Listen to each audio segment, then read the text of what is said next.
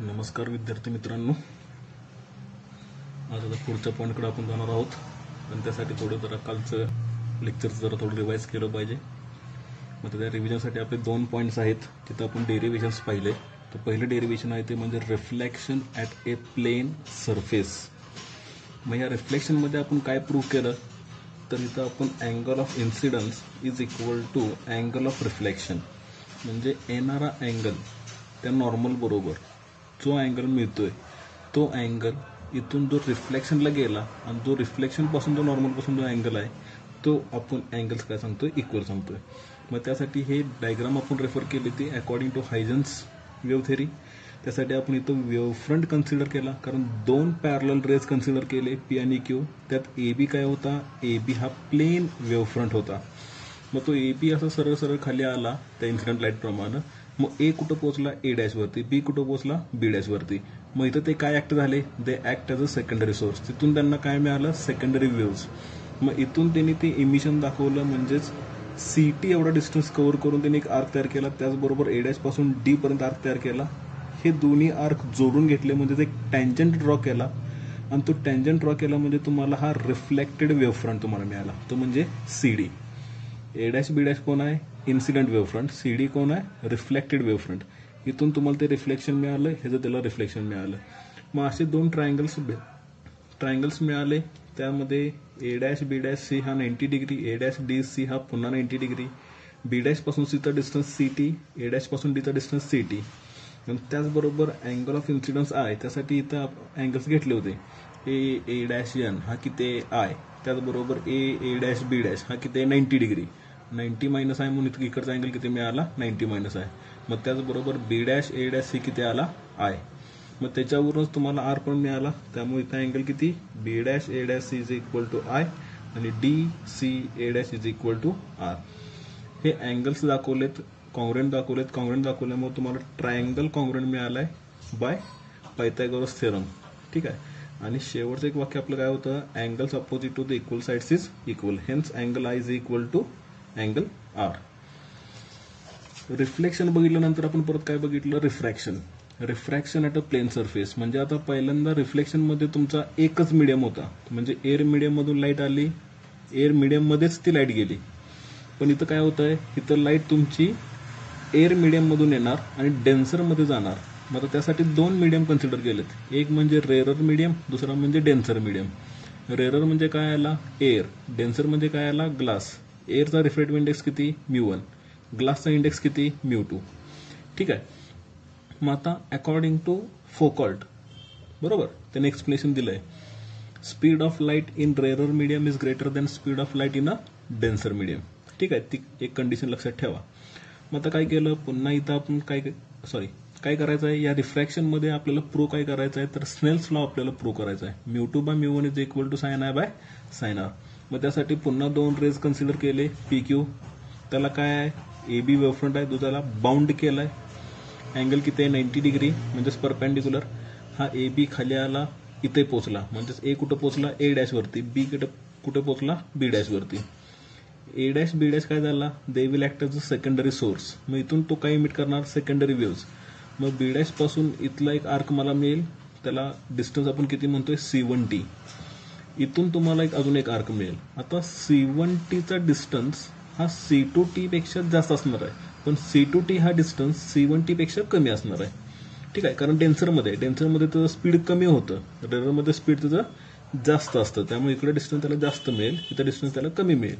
मग ते डिस्टन्स मी घेतले, टँजंट ड्रॉ केला, मला CD हा वेव्हफ्रंट मिळाला. आणि तो वेव्हफ्रंट म्हणजेच कुठला, refracted वेव्हफ्रंट.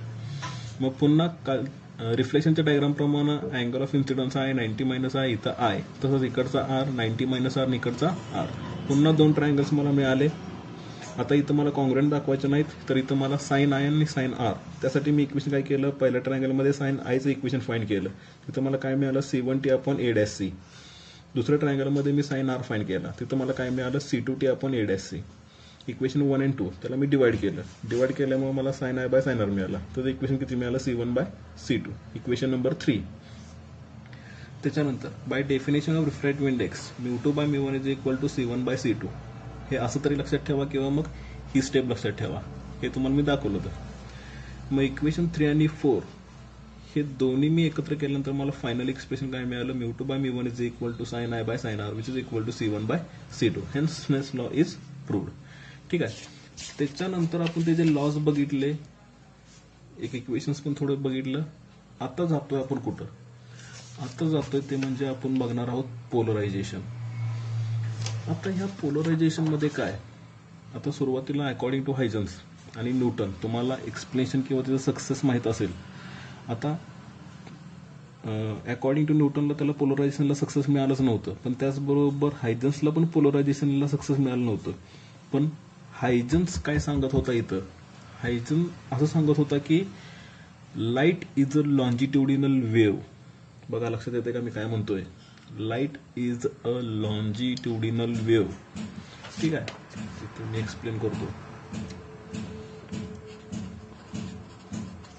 Light is a longitudinal wave. ठीक आहे, म्हणजे जो मीडियम जो कन्सिडर केला होता, म्हणजे लाईटसाठी एक मीडियम लागेल ना, तो मीडियम म्हणजे काय घेतला होता, तर तो म्हणजे इथर. ठीक आहे, आणि हा मीडियम कोणता होता, तर हायपोथेटिकल मीडियम म्हणजे इमॅजिनरी, तो म्हणजे इथर. आणि ह्याची डेन्सिटी किती होती, तर 0. आणि त्याचबरोबर तो कसा होता, ट्रान्सपरंट होता. ओके. मग आता पोलरायझेशन मध्ये आपण असं प्रूव्ह केलंय की light is not a longitudinal wave, it is a transverse wave. It is a transverse wave. आणि हे आपण कुठे एक्सप्लेन केलंय, इलेक्ट्रोमॅग्नेटिक वेव्स मध्ये. म्हणजे light is a electromagnetic wave. तिथं तुम्हाला इलेक्ट्रिक फील्ड पण बघायला मिळते, तुम्हाला मॅग्नेटिक फील्ड पण बघायला मिळते. म्हणून लाईट काय आहे, it is a transverse in nature. ठीक आहे. मग ते सांगण्यासाठी पहिल्यांदा आपण एक वेव्हफॉर्म बघूया. ठीक आहे. मग तिथं त्या वेव्हफॉर्म मध्ये तुम्हाला अँप्लिट्यूड बघायला मिळणार आहे, अँप्लिट्यूडचं व्हायब्रेशन. म्हणजे आता तुम्हाला माहित आहेच, आपण लॉन्जिट्युडिनल वेव्हचे प्रॉपर्टीज बघितले, ट्रान्सफरचे प्रॉपर्टीज बघितले. मी आता थोडक्यात जरा सांगतो. आता ही वेव्ह आपण एक कन्सिडर करूया, ही झाली एक वेव्ह. ही मी इकडची ट्रान्सवर्स कन्सिडर करतो, ही ट्रान्सवर्स वेव्ह. आणि ही असणार आहे आपली लॉन्जिट्युडिनल वेव्ह. इथं येणार अँप्लिट्यूड, इथं येणार मायनस आहे, इथं येणार प्लस आहे, इथं येणार मायनस आहे. ओके. आता आपण ट्रान्सफर आणि लॉन्जिट्युडिनल एक स्टेटमेंट आहे, म्हणजे पार्टिकल काय करणार आहे, पार्टिकल व्हायब्रेट करणार आहे. ट्रान्सवर्समध्ये कसा व्हायब्रेट करेल, तर तो perpendicular in the direction of propagation of wave. म्हणजे ही जर त्याची डायरेक्शन असेल तर हा पार्टिकल असा व्हायब्रेट करेल. येते लक्षात. मग तो इथून या मॉलिक्युलला इथून, म्हणजे तो परपेंडिक्युलर म्हणजे अशा पद्धतीने तो व्हायब्रेशन मोडमध्ये येणार, असं वर खाली वर खाली वर खाली वर खाली. ठीक आहे. म्हणून त्याला आपण म्हणतोय perpendicular to the direction of propagation of wave. पण लॉन्जिट्युडिनल मध्ये काय म्हणतोय, parallel to the direction of propagation of wave. म्हणजे ही जर त्याची डायरेक्शन असेल, इथं जर तो पार्टिकल असेल तर तो पार्टिकल असा व्हायब्रेट करणार आहे, तो पार्टिकल असा व्हायब्रेट करणार आहे. येते का लक्षात. हीच कन्सेप्ट मेन आहे, याच्यावरून तुम्हाला समजणार आहे. ट्रान्सवर्समध्ये पार्टिकल कसा व्हायब्रेट करतोय, perpendicular to the direction of propagation of wave.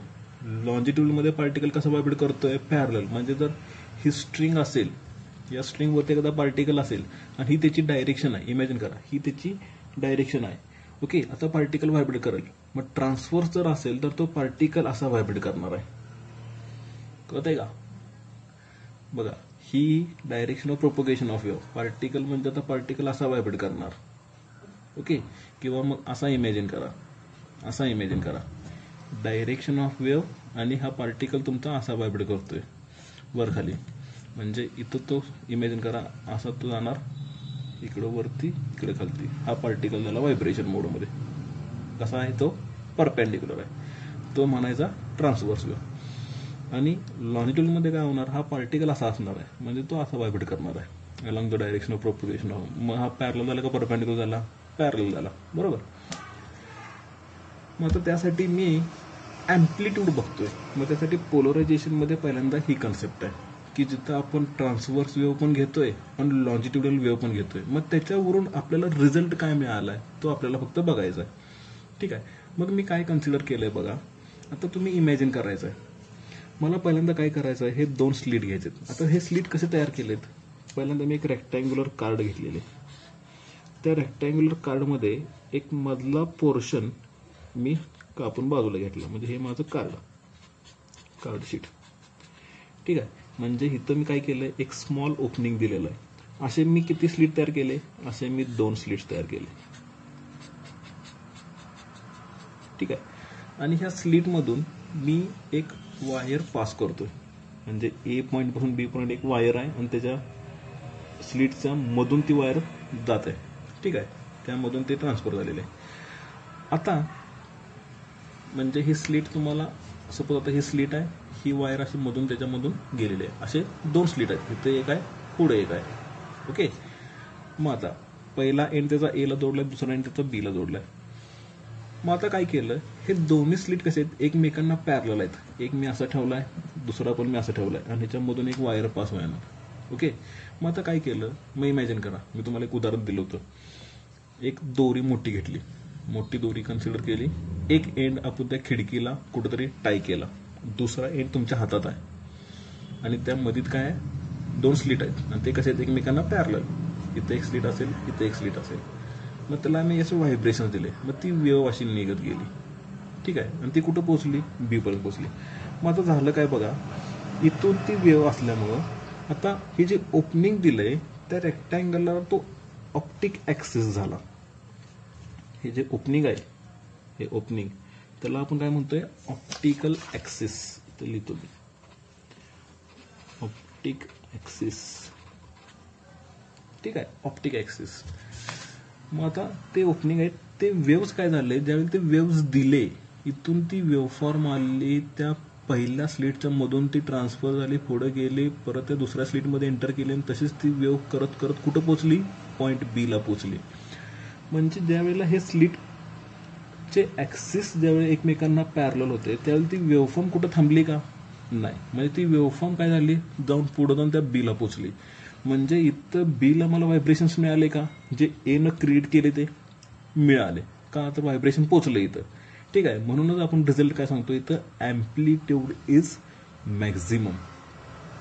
Amplitude काय आहे इथं, मॅक्झिमम. हे कधी झालं, हे ट्रान्सव्हर्स वेव्हमध्ये झालं. ठीक आहे. आता काय होतंय बघा, आता सॉरी हे जरा बघू नका, हे चुकलंय. ट्रान्सव्हर्स वेव्हमध्येच मी आता पुन्हा ट्रान्सव्हर्स वेव्ह पास करतोय, पण इथं काय झाले रे, इथं आता मी स्लिट बदललाय. म्हणजे सुरुवातीला हे 2 स्लिट असे होते. ठीक आहे. एकमेकांना पॅरलल होते.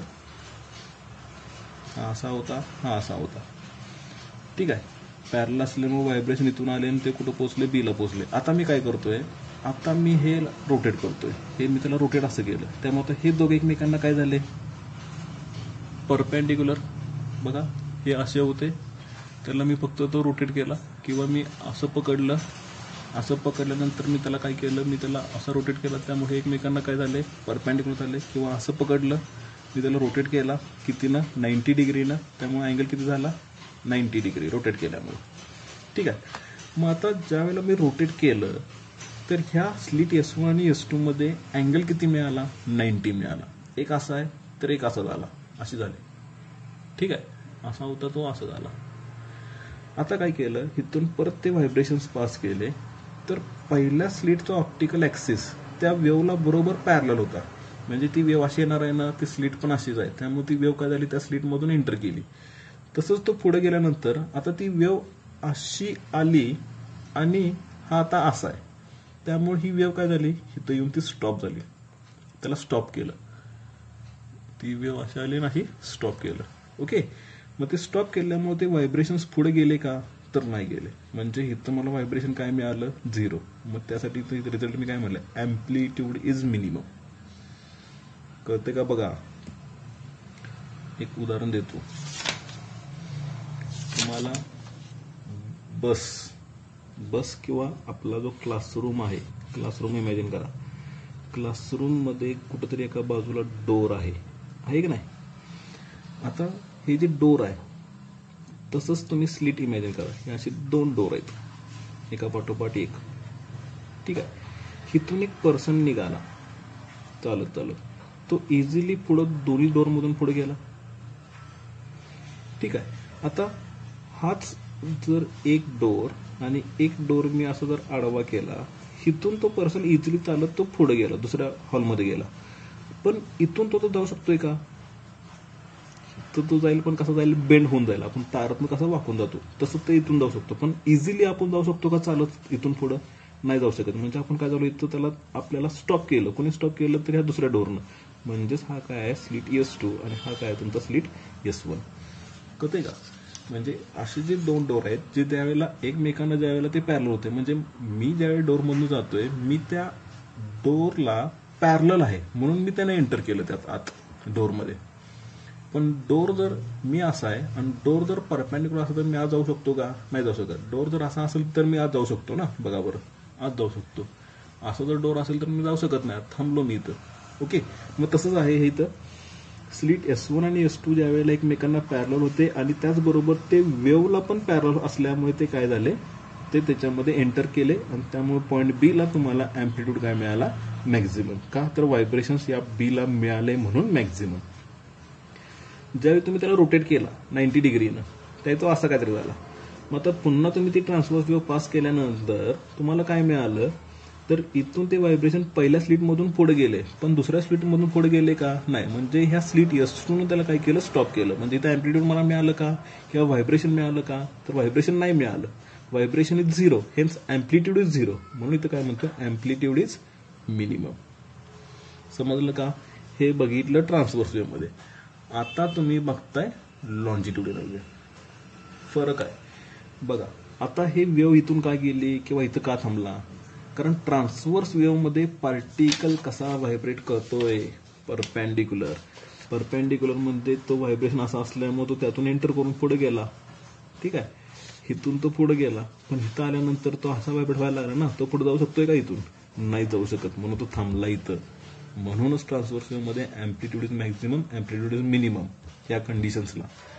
ठीक आहे. आता लॉन्जिट्युडिनल घ्यायचं आहे. लॉन्जिट्युडिनलला पार्टिकल कसा व्हायब्रेट करतोय?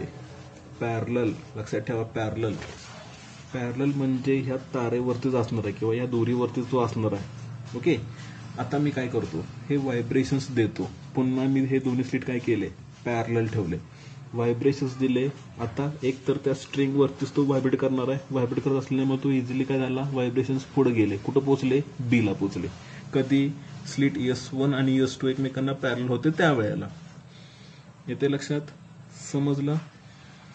पण जर मी स्लिट S2 मी आता पुन्हा परपेंडिक्युलर केली, आता एकतर पार्टिकल व्हायब्रेशनचा मोड कसा आहे? पॅरलल आहे. त्या स्ट्रिंग वरतीच करणार. त्यामुळं इथं थांबायचा विषय काय येणार का? तो इझिली परत कुठं जाऊन पोहोचला? तो बी ला पोहोचला. हा फरक आहे लॉन्जिट्युडिनल वेव्हमध्ये आणि ट्रान्सव्हर्स वेव्हमध्ये. म्हणजे जरी तुम्ही स्लिट पॅरलल ठेवले किंवा ते परपेंडिक्युलर केले तर तुम्हाला अँप्लिट्यूड सतत काय राहणार?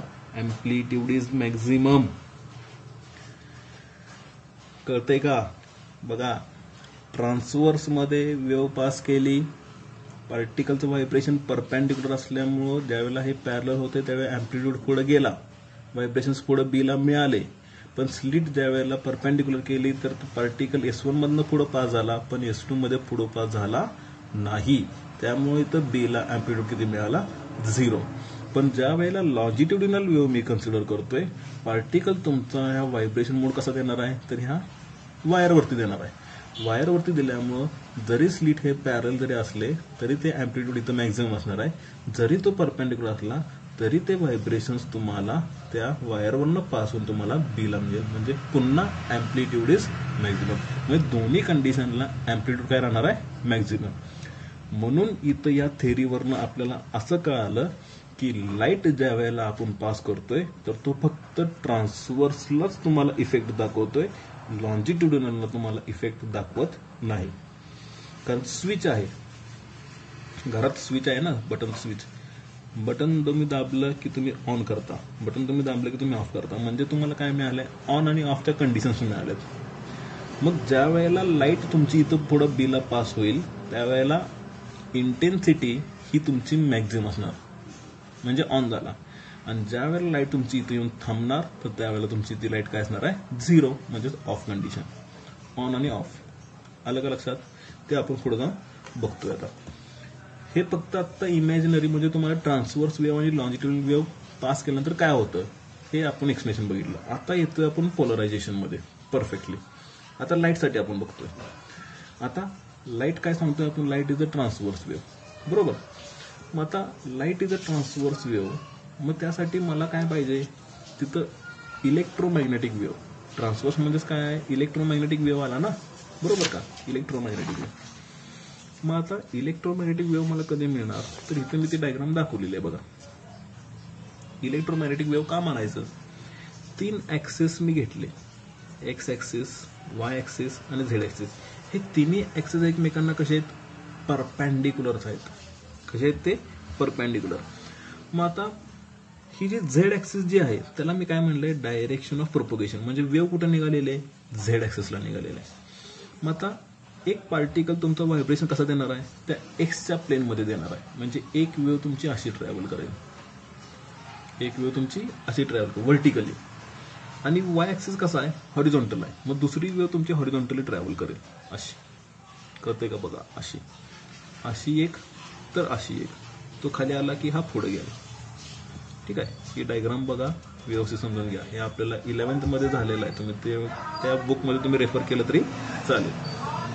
मग आता हा व्हर्टिकल आहे, हा हॉरिझॉन्टल आहे. म्हणजे इकडं असणार आहे कोण, इलेक्ट्रिक फील्ड. इकडं कोण असणार आहे, मॅग्नेटिक फील्ड. आणि इलेक्ट्रिक फील्ड आणि मॅग्नेटिक फील्ड हे काय असणार आहेत, एकमेकांना परपॅन्डिक्युलर असणार आहेत. येते लक्षात?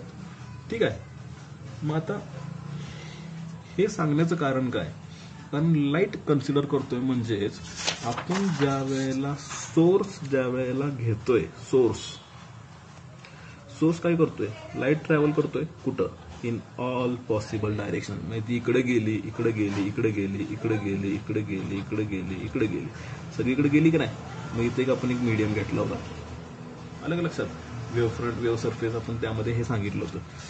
मग आता तसंच मी काय करतोय, सगळीकडे ट्रॅव्हल करणार म्हणजे मी पहिल्यांदा इथे एक सोर्स कन्सिडर करतो. मग ते सोर्स घेताना त्याचे व्हायब्रेशन्स मी आता असे घेतोय, हे व्हायब्रेशन्स मी असे घेतोय. आता नक्की काय दाखवलं रे हे मी इलेक्ट्रिक वेक्टर्स दाखवलेत, इलेक्ट्रिक फील्ड. आता इथं जी इलेक्ट्रिक फील्ड आहे ती इलेक्ट्रिक फील्ड मला इथं मिळणार, मॅग्नेटिक फील्ड मला परपॅन्डिक्युलर मिळणार. कारण एक वेव्ह अशी आहे, इतर आपली एक वेव्ह अशी आहे. म्हणजे इथं इलेक्ट्रिक मला मिळाली तर इथं मला मॅग्नेटिक मिळणार आहे. इथं इलेक्ट्रिक मिळाली, इथं मला मॅग्नेटिक. इथं इलेक्ट्रिक मिळाली, इथं मॅग्नेटिक. इथं इलेक्ट्रिक, इथं मॅग्नेटिक. इथं इलेक्ट्रिक, इथं मॅग्नेटिक. इथं इलेक्ट्रिक, इथं मॅग्नेटिक. इथं इलेक्ट्रिक, इथं मॅग्नेटिक. ठीक आहे. म्हणजे electric vectors are perpendicular to each other. मग आता इमॅजिन करा इलेक्ट्रिक वेक्टरच फक्त. आता हे इलेक्ट्रिक वेक्टर कुठे आहेत, ऑल डायरेक्शन मध्ये आहेत. Electric vectors all possible directions मध्ये, इथं असेल, इथं असेल, इथं असेल, इथं असेल. ठीक आहे. Electric vectors all possible direction म्हणजे लाईट कुठं ट्रॅव्हल करणार आहे, सगळीकडे ट्रॅव्हल करणार आहे. ठीक आहे. आता आपल्याला बघायचं ते म्हणजे अनपोलराइज्ड लाईट. आता ही पोलरायझेशनची कन्सेप्ट नक्की काय आहे, आपल्याला मिळणार आहे अनपोलराइज्ड लाईट. म्हणजे तुम्ही ज्यावेळेला एखादा बल्ब घेताय किंवा एखादा सोर्स घेताय, तिथून जी लाईट इमिट करेल ती लाईट म्हणजे काय असणार आहे, अनपोलराइज्ड लाईट. मग तो कुठलाही बल्ब घ्या, ट्यूब घ्या, काही घ्या, सोर्स, तिथून जी लाईट येणार ती कशी असणार आहे, अनपोलराइज्ड. त्या अनपोलराइज्ड लाईटचं तुम्हाला काय करायचं आहे, तुम्हाला पोलराइज्ड लाईट करायचे. म्हणजे त्याला आपण म्हणतो प्लेन पोलराइज्ड लाईट. मग ही जी कन्सेप्ट आहे, from unpolarised light to polarised light, ही जी प्रोसेस आहे त्या प्रोसेसलाच आपण काय म्हणतोय, it is called as a polarisation. It is called as a polarisation. मग मला पहिल्यांदा अनपोलराइज्ड लाईट बघितलं पाहिजे, आणि अनपोलराइज्ड बघितलं की नंतर मला काय बघायचं आहे, पोलराइज्ड बघायचं आहे. कारण अनपोलराइज्ड मला पोलराइज करणारच नाही. मग त्यासाठी इथं मी काय म्हणतोय, इलेक्ट्रिक वेक्टर्स आणि मॅग्नेटिक वेक्टर्स ते both are perpendicular to each other. आणि ज्या वेळेला मी एखादा सोर्स घेतोय तर ती इलेक्ट्रिक वेक्टर मला सगळीकडे मिळणार आहेत. म्हणजे ज्या वेळेला इलेक्ट्रिक वेक्टर त्यावेळी असा असेल तर मॅग्नेटिक वेक्टर त्यावेळेला असा असणार आहे. ज्यावेळेला इलेक्ट्रिक वेक्टर इकडं असेल त्यावेळी मॅग्नेटिक वेक्टर मला इकडे मिळणार. ज्यावेळेला इलेक्ट्रिक वेक्टर इकडं असेल त्यावेळी मला मॅग्नेटिक वेक्टर मला इकडे मिळणार. म्हणजे प्रत्येक पोझिशनला मला हा इलेक्ट्रिक वेक्टर मला मिळतोयच. ठीक आहे. आता मग हा काय झाला, हा झाला तुमचा अनपोलराइज्ड लाईट. का तर तो सगळीकडे ट्रॅव्हल करतोय. पोलराइज म्हणजे काय, एका डायरेक्शनलाच पाहिजे, हा पोलराइज सांगत असतो. ठीक आहे. अनपोलराइज समजलं का, तर त्यासाठी स्टेटमेंट पण दिलंय. The vibration of electric field vectors are in all possible directions. Vibration of electric field vectors are in all possible directions. ठीक आहे. म्हणजे हा इलेक्ट्रिक फील्ड वेक्टर हा इकडे निघालाय, हा इलेक्ट्रिक फील्ड वेक्टर हा इकडे निघालाय, हा इलेक्ट्रिक फील्ड वेक्टर इकडे निघालाय, हा इलेक्ट्रिक फील्ड इकडे निघालाय. ठीक आहे. म्हणजे सगळ्या बाजूला तो काय करतोय, डायरेक्शनमध्ये जातोय. म्हणून काय म्हणतात, the vibration of electric vectors are in all possible directions in a plane. म्हणजे हे कुठं आहे, हे एका प्लेनमध्ये, हे एका प्लेनमध्ये. ठीक आहे. प्लेनमध्ये. पुढे काय म्हणलंय, perpendicular to the direction of propagation of wave. Perpendicular to the direction of propagation. म्हणजे मी जर असा हा प्लेन कन्सिडर केला, ठीक आहे, हा फ्रंट व्ह्यू आहे. म्हणजे बघा आता हा डायरेक्शन ऑफ प्रोपगेशन, इथं मी एक प्लेन कन्सिडर करतो. ठीक आहे. एक प्लेन कन्सिडर केला, इथं मला काय मिळतोय, इथं मला हे असं काहीतरी मला मिळतंय.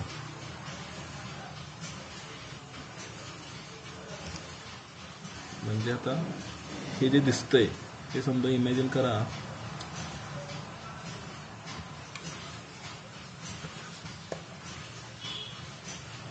ठीक आहे, इमॅजिन करा. आता हे निव्याक दिसतंय, इथं हे वेक्टर असेल, इथं हा वेक्टर असेल, इथं हा वेक्टर असेल, इथं हा वेक्टर असेल. तर हा असा मी ठेवणार आणि हा तुमचा direction of propagation of view. येतंय का लक्षात? बघा, हा असा दिसतोय म्हणजे हा तुमचा फ्रंट व्ह्यू आहे. इथं आहे, इथं आहे, इथं आहे, इथं आहे. तो तुम्ही कसा प्लेस करताय, असा प्लेस करताय. आणि सेंटरला काय आहे तुमचा, हा direction of propagation of view. म्हणजे हे सगळे वेक्टर त्याला कसे आहेत, हे सगळे वेक्टर त्याला परपेंडिक्युलर आहेत. हे असं येणार, सगळे वेक्टर कसे आहेत त्याला परपेंडिक्युलर. ओके, कळतंय का? मग आता perpendicular to the direction of propagation of light wave is called as a unpolarised light. समजलं का? अनपोलराइज्ड लाईट म्हणजे काय, म्हणजे जेवढे व्हायब्रेशन्स आहेत हे सगळे कसे आहेत, ह्याला परपेंडिक्युलर असल्यामुळं त्याला आपण काय सांगतोय, अनपोलराइज्ड लाईट. आता जातोय ते म्हणजे पोलराइज्ड लाईट. आता बघा, स्टेटमेंट एकसारखंच आहे, फक्त थोडा फरक आहे. आता इथं काय म्हणलंय बघा, पोलराइज्ड लाईटला vibration of electric field vector are in only one direction in a plane perpendicular to the direction of propagation of light wave. म्हणजेच आता इलेक्ट्रिक वेक्टर्स तुमचे असे आहेत, असे आहेत, असे आहेत आणि असे पण आहेत. आणि डायरेक्शन कसे आहे, तर ही असे. आता ह्यातून हे सगळे वेक्टर पुढे गेले का, म्हणजे सपोज आता हा एक वेक्टर असेल, हा इकडे पुढे गेला असेल, हा असेल तर हा एक पुढे गेला असेल, किंवा हा तिरका असेल तर हा गेला असेल, किंवा हा असं असेल तर हा असं गेला असेल. पण हे सगळे न जाता फक्त कोण आहे, only one direction in a plane. म्हणजे एका प्लेनमध्ये एकच अँप्लिट्यूड तुम्हाला मिळतो, म्हणजे एकच इलेक्ट्रिक वेक्टर. इकडे कसा होता, इथं सगळे वेक्टर होते, सगळ्या डायरेक्शनमध्ये होते. ठीक आहे. आता इथं तसं नाही. इथं काय होतंय, vibration of electric vector are in only one direction. Only one direction म्हणजे आता बघा, ही स्लिटचं एक्झाम्पल ज्यावेळी आपण बघत होतो, आता ते मी तुम्हाला इथं सांगतो. आता स्लिट आहे, इमॅजिन करा, हे स्लिट आहे, हे व्हायब्रेशन असं आलं, त्यामुळे इझिली त्यातून ते पास झालं. बरोबर का? ॲक्सिस आहे ना, ऑप्टिक ॲक्सिस, तुम्हाला मी इथं म्हणलं होतं, ऑप्टिक ॲक्सिस. ज्या वेळेला त्याला तो पॅरल होता त्या तिथून गेला. पण ज्यावेळेला तिरका आला, तिरका जाऊ शकतोय का यातून? नाही जाऊ शकत. आडवा आला, आडवा जाऊ शकतोय का यातून? आडवा नाही जाऊ शकत. परत तो क्रॉस आला, नाही जाऊ शकत. मग फक्त कोण गेला, जो त्याला पॅरलल होता तो. म्हणजे ह्या आउटलेटमध्ये ती जशी त्या वेव्हला पॅरलल होती त्यावेळेला त्यानं त्याला काय केलं, पास केलं. ठीक आहे. मग तो ओपनिंग जसा असेल त्याच वेव्हला तो त्याला काय करणार आहे, पास करणार आहे. मग आता इमॅजिन करा, ही आपला प्लेन आहे, हा प्लेन आहे, हा इलेक्ट्रिक वेक्टर असा आहे, हा इलेक्ट्रिक वेक्टर असा आहे, हा असा आहे, हा असा आहे. ओपनिंग तुमची अशी, त्यामुळे इथं जर असा असेल तर जो ह्याला पॅरलल आहे तोच वेव्ह पुढं जाईल. ठीक आहे. तो पुढं सरकला. पण जो हॉरिझॉन्टल आहे तो पुढं सरकला का? तो नाही पुढं सरकला, तो थांबला इथंच. ठीक आहे. जो क्रॉस होता तो क्रॉस होता, पण तो काय झाला, तो पण थांबला इथंच. तो व्हर्टिकल असता तर गेला असता, पण आता क्रॉस असल्यामुळे तर सगळेच काय झाले, स्टॉप झाले. ठीक आहे, मग फक्त कोण गेला, जो त्या ॲक्सिसला पॅरलल असल्यामुळे तेवढाच तो काय झाला, पुढे गेला. येते लक्षात, समजला. ठीक आहे, मग आता तेच आपण इथं पोलरायझेशन सांगितलं. Vibration of electric vector are in only one direction in a plane perpendicular to the direction of propagation of wave.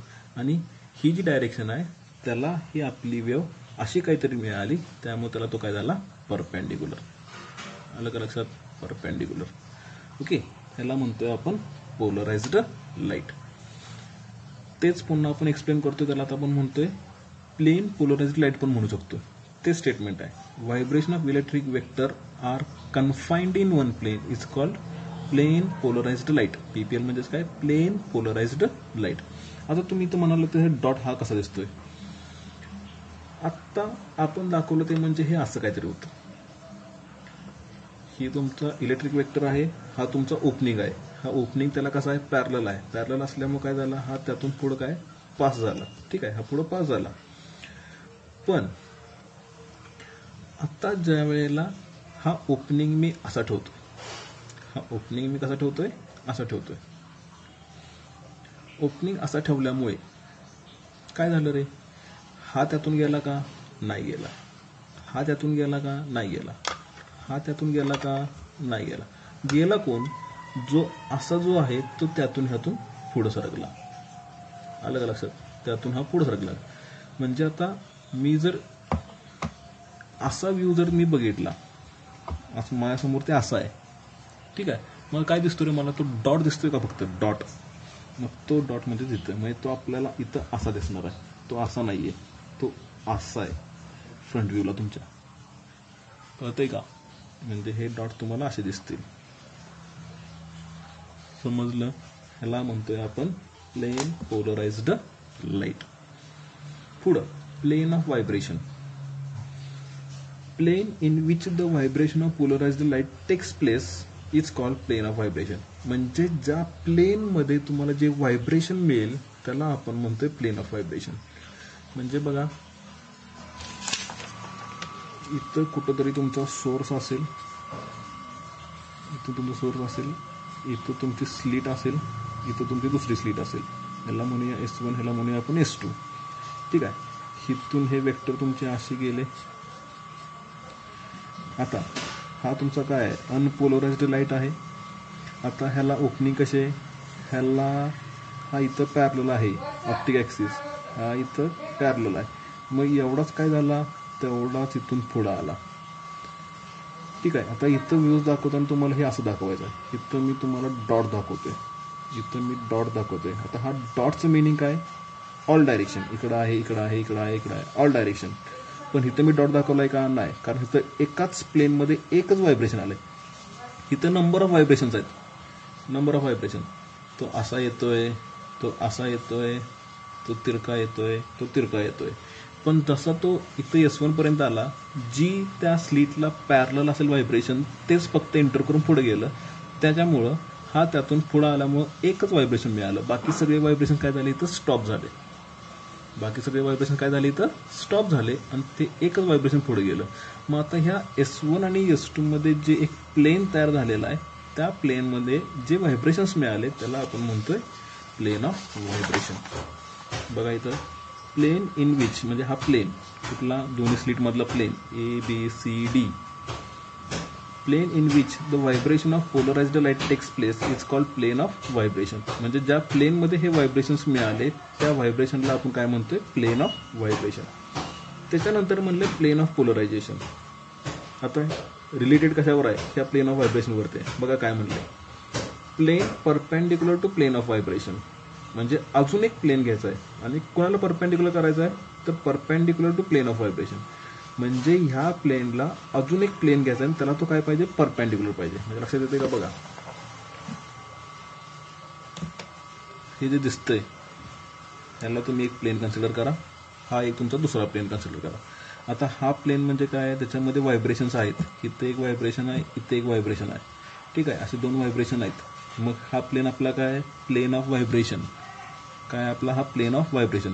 हा दुसरा प्लेन काय आपला, मोकळा प्लेन आहे. ह्याच्यामध्ये व्हायब्रेशन आहे का, नाही. हा प्लेन ह्या प्लेनला परपेंडिक्युलर आहे असा. ठीक आहे, म्हणजे हे असं येणार, असं. कळतंय का?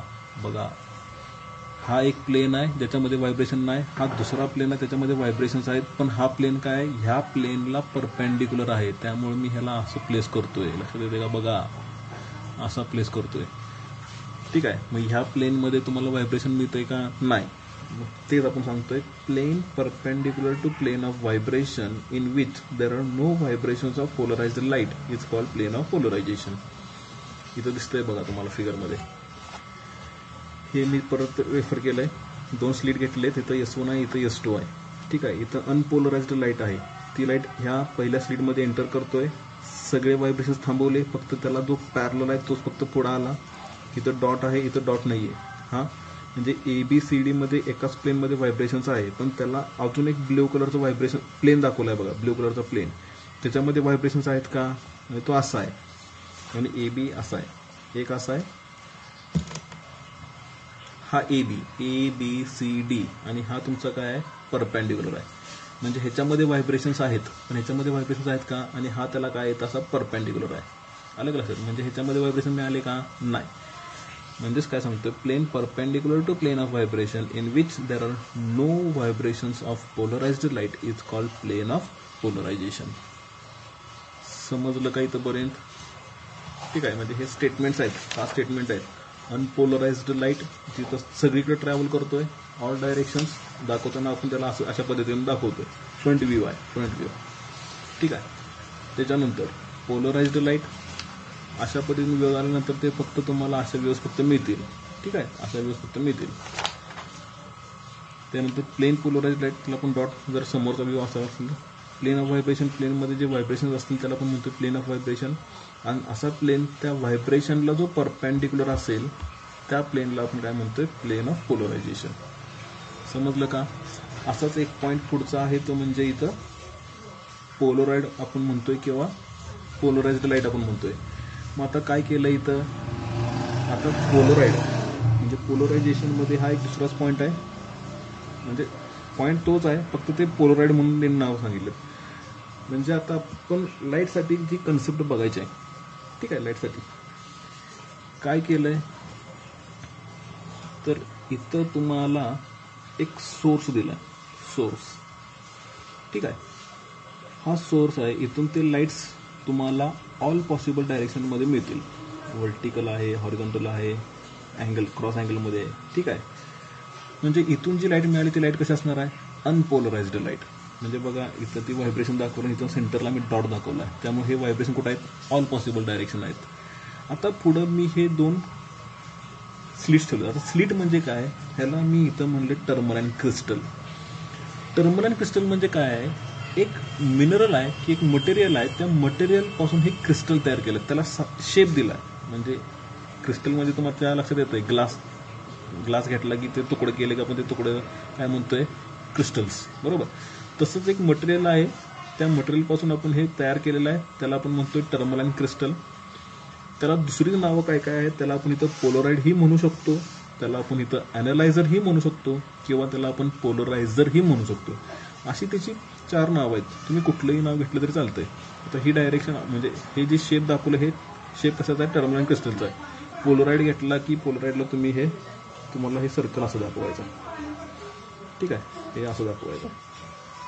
ओके, मग आता बघा, मग टर्मलाइन क्रिस्टल घेतला, ही त्याची ओपनिंग असणार आहे, त्याला आपण म्हणलं ऑप्टिकल ॲक्सिस, ऑप्टिक ॲक्सिस दोघांसाठी, इथं पण येणार, तिथं पण येणार. ठीक आहे, मग आता सोर्स कन्सिडर केला आहे, तर ह्या सोर्समधनं लाईट बाहेर पडणार, आणि हे व्हायब्रेशन कसं आहेत, इन ऑल पॉसिबल डायरेक्शन्स. इथून ते पुढं आले. आता इथून पुढं आल्यानंतर क्रिस्टल, हा टर्मलाइन क्रिस्टल मी असा प्लेस केला आहे, म्हणजे त्याचा ऑप्टिक ॲक्सिस ह्या व्हायब्रेशनला पॅरलल असल्यामुळे तो व्हायब्रेशन पुढे गेला. पण ज्यावेळी तो असा आला, असा तो जाऊ शकतोय का पुढं, नाही. असा आला, असं जाऊ शकतोय का, नाही. असा आला, असा आला, जाऊ शकतोय का पुढं, नाही जाऊ शकत. म्हणजे जो त्या ॲक्सिसला पॅरलल होता तोच फक्त पुढं आला, म्हणजे एकच व्हायब्रेशन मिळालं. इथं मला नंबर ऑफ व्हायब्रेशन्स मला मिळत होतं. ठीक आहे, मग ते एकच व्हायब्रेशन जे आलं, त्या व्हायब्रेशनलाच आपण काय म्हणतोय, प्लेन पोलराइज्ड लाईट. एकच व्हायब्रेशन आलं ना, मग ते असं येईल, असं येईल, ते डिपेंड कशावर, ऑप्टिक ॲक्सिसवरती. मग जसा तो प्लेस केलाय तसा जाणार ना. म्हणजे हे दोन ॲक्सिस असतील असे, ठीक आहे. आणि हे 2 ॲक्सिस आहेत आपले असे पॅरल प्लेस केले. हे तुमचं व्हायब्रेशन आहे. हे व्हायब्रेशन इथून पुढं आलं, ह्यातून पॅरल असल्यामुळे तो पुढं आला, एकच व्हायब्रेशन पुढं आला. हे पण त्याला पॅरल आहे, त्यामुळे हे पण काय झालं, त्याला पुढं मिळालं. पण समजा हे व्हायब्रेशन असं आलं तर जाऊ शकतोय का आता, कारण हा काय झाला त्याला परपेंडिक्युलर, तो तिथंच थांबला. हा असा आल्यामुळे असं जाऊ शकतो का, असा येऊन थांबला. तो असा आला, असं जाऊ शकतोय का, असं येऊन थांबला. मग कोण फक्त गेला, जो त्याला पॅरल आहे तोच फक्त गेला, एकच व्हायब्रेशन इथं पुढं आलं. मग त्यालाच आपण काय म्हणतोय, प्लेन पोलराइज्ड लाईट. मग त्याला ह्यानं जो बदल दाखवला म्हणून त्याला आपण म्हणतोय, त्याला पोलरायझर म्हणतोय, किंवा त्याला ॲनालायझर म्हणतोय, किंवा त्याला पोलराइड म्हणतोय. समजलं. तुमचा पुढचा जो T2 आहे म्हणजे टर्मलाईन क्रिस्टल, तो पण ह्या T1ला कसा आहे, पॅरल आहे. मग पॅरल असल्यामुळं जी लाईट ह्यातून आलं किंवा जे व्हायब्रेशन यात आलं तेच पुन्हा आयाचं पुढे गेलं, त्यामुळे ते पुढं पोचलं. म्हणजे जसं इथून मी आलं, इथून आणलं की पहिल्यातनं एंटर केला पुढं आला, तसं दुसऱ्यामध्ये गेला, एंटर केला, पुढे गेला, ठीक आहे. म्हणजे इथं तुम्हाला ती लाईट मिळाली. म्हणजेच मी इथं काय म्हणू शकतो, इथं मी म्हणू शकतो इंटेन्सिटी इज मॅक्झिमम, कारण लाईट पुढं आली, इंटेन्सिटी इज मॅक्झिमम. मग इथं पण मी काय म्हणलं, प्लेन पोलराइज्ड लाईट, तीच व्हायब्रेशन पुढं आलंय, त्यामुळे इथं मी पण काय म्हणलं, पुन्हा प्लेन पोलराइज्ड लाईट, ठीक आहे. आता काय करतोय,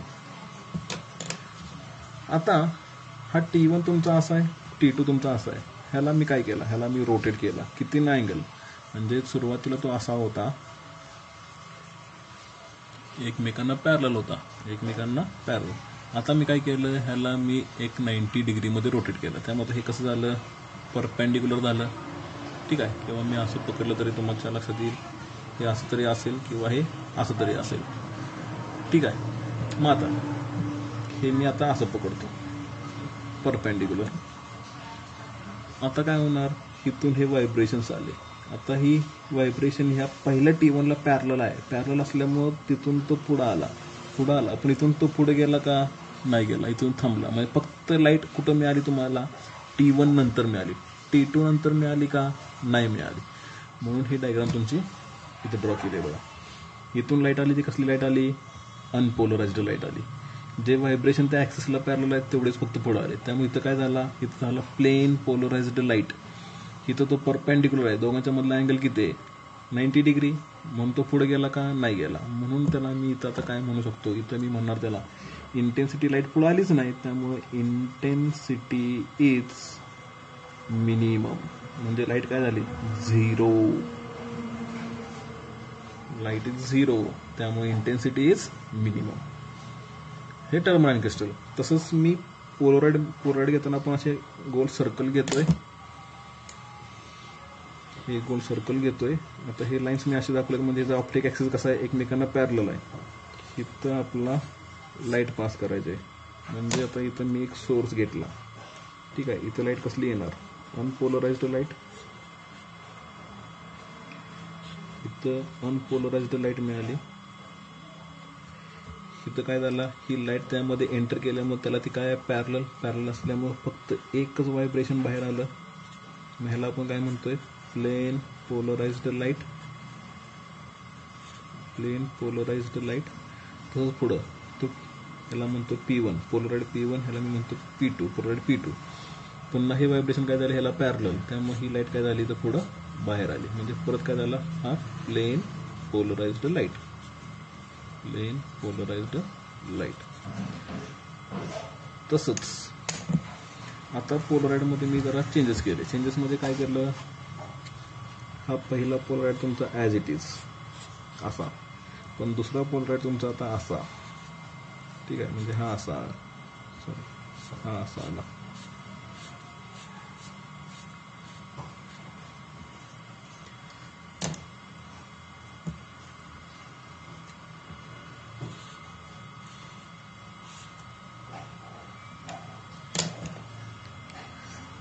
इथं काय येणार, इथं येणार सोर्स, इथं येणार सोर्स.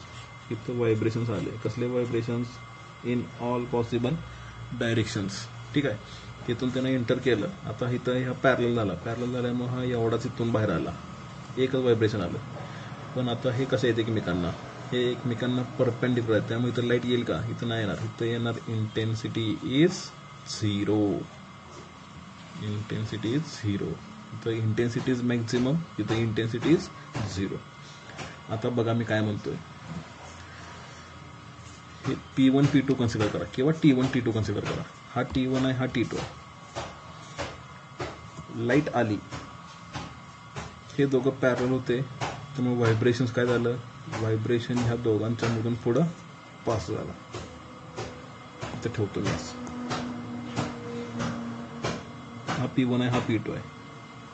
हा तुमचा व्हायब्रेशन आला, इथून पुढं आला, इथून पुढं आला. पॅरल असल्यामुळे तो पुढे गेला. Intensity is maximum.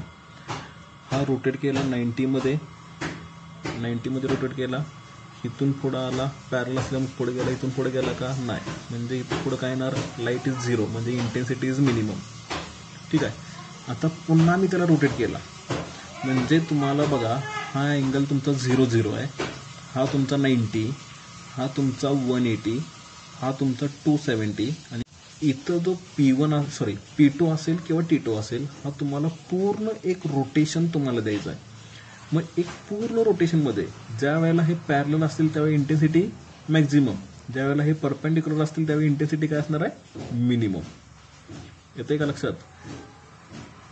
दोन्ही parallel intensity maximum, perpendicular intensity is minimum. म्हणजे 0 डिग्रीला इंटेन्सिटी इज मॅक्झिमम, 0 डिग्रीला. परपेंडिक्युलर म्हणजे 90 degree intensity is minimum, 180 intensity is maximum, 270 intensity is minimum, आणि पुन्हा रोटेट होऊन तो पुन्हा 0 म्हणजे 360, अगेन इंटेन्सिटी इज मॅक्झिमम. समजलं? आता this is the polarization of light, की जिथं तुम्ही light is a transverse in nature असं एक्सप्लेन करताय, की काही ठिकाणी कंडिशनला तुम्हाला इंटेन्सिटी मॅक्झिमम मिळणार आहे, काही ठिकाणी तुम्हाला इंटेन्सिटी हा मिनिमम मिळणार आहे. ठीक आहे. आता हे जे युजेस मी आता दाखवतो, डायरेक्ट टेक्स्टमध्ये घेतोय मी, तर इथं तुम्हाला युजेस दिसतील. ठीक आहे, जरा जवळ घेतो. पोलराइडची intensities, uses of polaroid in motor car headlights to remove headlight glare. म्हणजे जी टू व्हीलरच्या हेडलाईट जी असते, टू व्हीलरचे हेडलाईट म्हणजे जो बल्ब आपण लावतो रात्रीच्या वेळेला, ते पोलराइडमध्ये यूज केलं असतं. त्याचबरोबर आपण सनग्लासेस इथं आहे बघा, सनग्लासेस. तुम्ही गॉगल वापरता का नाही? गॉगल कशासाठी वापरतोय आपण? म्हणजे येणारी जी इंटेन्सिटी आहे हे आपण डायरेक्ट डोळ्यानं बघू शकत नाही, म्हणजे ती इंटेन्सिटी आपल्याला जास्त दिसते. पण ते गॉगल घालून जर तुम्ही त्या सूर्याकडे बघितलं तर तिथून येणारी इंटेन्सिटी तुम्ही काय करू शकता, ऑब्झर्व करू शकता. का तर ती इंटेन्सिटी आता तुमची कमी झाली. कशामुळे? ते गॉगलमुळे. म्हणजे तो गॉगल काय करतोय, ती इंटेन्सिटी कमी करतोय. त्याला आपण म्हणतोय पोलराइज्ड. ठीक आहे. It is also use in 3 dimensional movie cameras. त्याचबरोबर पोलराइड कशासाठी वापरायचा आहे? To produce and analyze polarized light. म्हणजे अनपोलराइजचं काय करतोय आपण, पोलराइज्ड करतोय. त्याचबरोबर it is also use in photography cameras. जे कॅमेरा आपण वापरतोय फोटो काढण्यासाठी, त्या कॅमेऱ्यामध्ये पण आपण हे पोलराइड बघतोय. In window of aeroplanes to control amount of light. विमानातून जर तुम्ही प्रवास करत असाल तर ती खिडकी असते जी विमानाची, ती ओपन होत नाही, ते फक्त ग्लास असते. आणि तिथं ती ग्लास कशी असते, जी 4 व्हीलरला आपण वापरतो का नाही, कसलं ते ग्लेझिंग वगैरे आपण वापरतो, की जेणेकरून लाईट आत तेवढी इंटेन्सिटी कमी करते. बरोबर ना? गॉगल काच आपण म्हणतो ना, गॉगल काच, तेच. मग ते एरोप्लेनला पण आपण वापरतो, की जेणेकरून त्याचं लाईट काय होणार आहे, कमी होणार आहे, इंटेन्सिटी कमी होणार आहे. त्याचबरोबर they are used in calculators, watches, monitors of laptops which have LCD screens. जिथं LCD स्क्रीन असेल तिथं आपण हे पोलराइडचा वापर करतोय. They are use to improve colour contrast in old oil painting. म्हणजे ऑइल पेंटिंग जर बघितलं असेल तुम्ही तर त्यामध्ये त्याचं पोलरायझेशनचा आपण मेथड वापरत असतोय. कॉन्ट्रास्टसाठी, कलर कॉन्ट्रास्टसाठी जास्त कमी जास्त करतो. 3D मूव्ही कॅमेरा तुमच्या लक्षात आला, 3D पिक्चरला आपण गेलो की आपण गॉगल करून पिक्चर बघतो, मग ते 3D डायमेन्शन तुम्हाला दिसतं. आलं का? म्हणजे ते पोलराइडमध्ये येतं. ठीक आहे. म्हणजे जे तुम्हाला सोपं वाटतं त्यातले फक्त 4 पॉईंट तुम्ही नोट डाऊन करून घ्या.